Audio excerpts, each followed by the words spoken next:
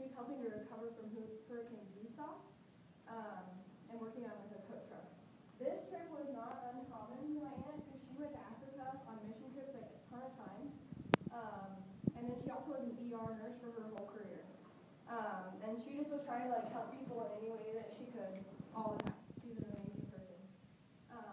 After an interview with my grandma, Jamie Mosley, last night, who's also my Aunt Deedy's sister, I kind of got like the whole story in her words.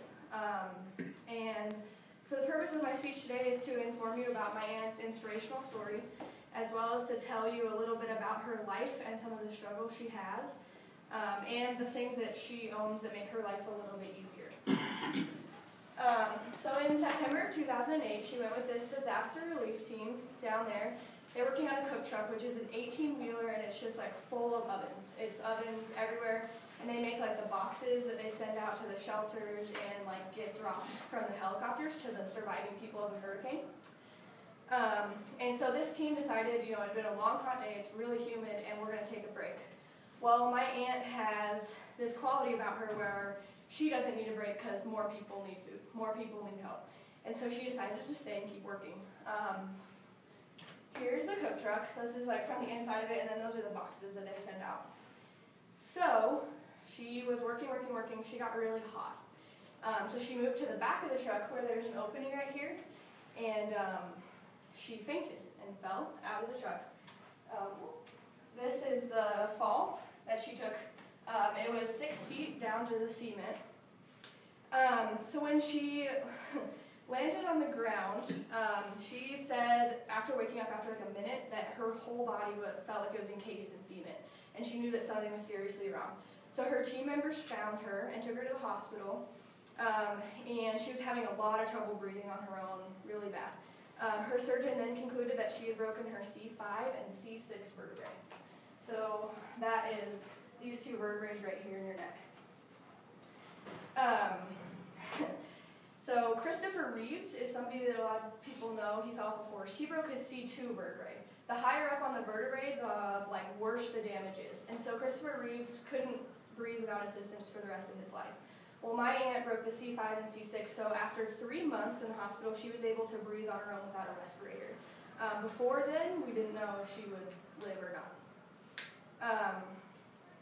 So Deedy lives in Oklahoma, but she was in Louisiana this whole time. And she was taken from Oklahoma to Louisiana because the Oklahoma governor found out about her story, and since she was a nurse and did so much for Oklahoma, he flew her on a Learjet to Oklahoma so she could be at home. And soon after she arrived there, she was moved to the Jim Thorpe Medical Center, where she started to learn how to live with her new life. So there's a picture of my aunt with her respirator, and then in her wheelchair with the cat. So Merriam-Webster's dictionary defines a quadriplegic as a person who is permanently unable to move all 4 of their limbs. So she's completely paralyzed. My aunt is paralyzed from her armpits to her toes. This means she can't sit up by herself, she can't get dressed, she can't do any normal body functions. However, the C6 and C5 vertebrae damage, she can move her head up and down, and from side to side. She can shrug her shoulders, and she can lift her arms. But so much muscle was lost in this that it's really hard to regain it.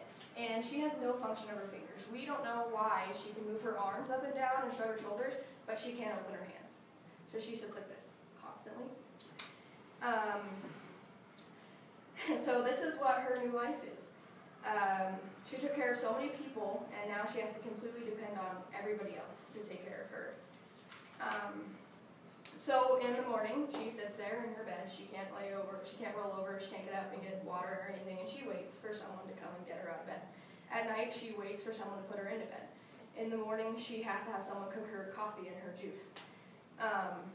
But Deedy does have some special implements. This is the Jim Thorpe Medical Center, just some of the rehabilitation she can do. Special chair stuff, water really helps people. She has special implements that help her in her everyday life. She has a hospital bed that can move up and down, a powered wheelchair that she can move around with her palms so she can just push it and it'll move, and she can drive really well, actually. It goes real fast. She has a hydraulic lift that helps get her out of bed and into her chair.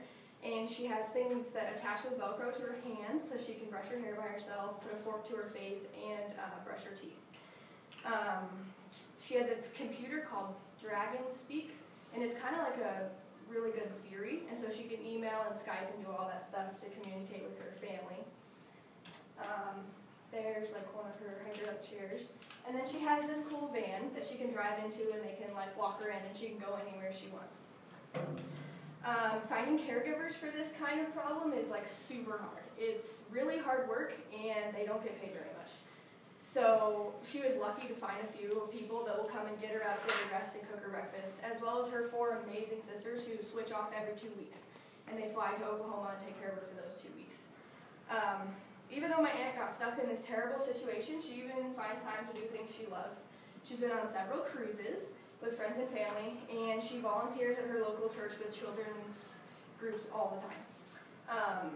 Just like teaching, she talks about herself, she does inspirational speeches, that kind of stuff. I know a lot of research is being done for this, cord blood and spinal cord. The National Spinal Cord Association and the Christopher and Dana Reeve Foundation are funding all this research like every day. It's a huge movement.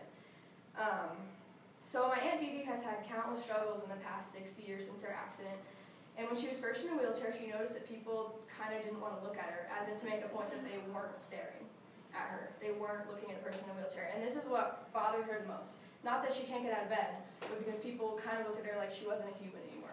So she's taught her whole family to give people in a wheelchair like a chance. Simply saying hello, opening a door, giving a thumbs up will just make their month so much better. My aunt often dreams that she gets up and gets out of her bed and makes herself breakfast. And that's one of the hardest things if you wake up and you actually can't do it. I can't even imagine.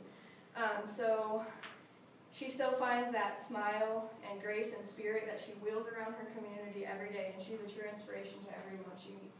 So I just want to tell you guys kind of what that lifestyle is like.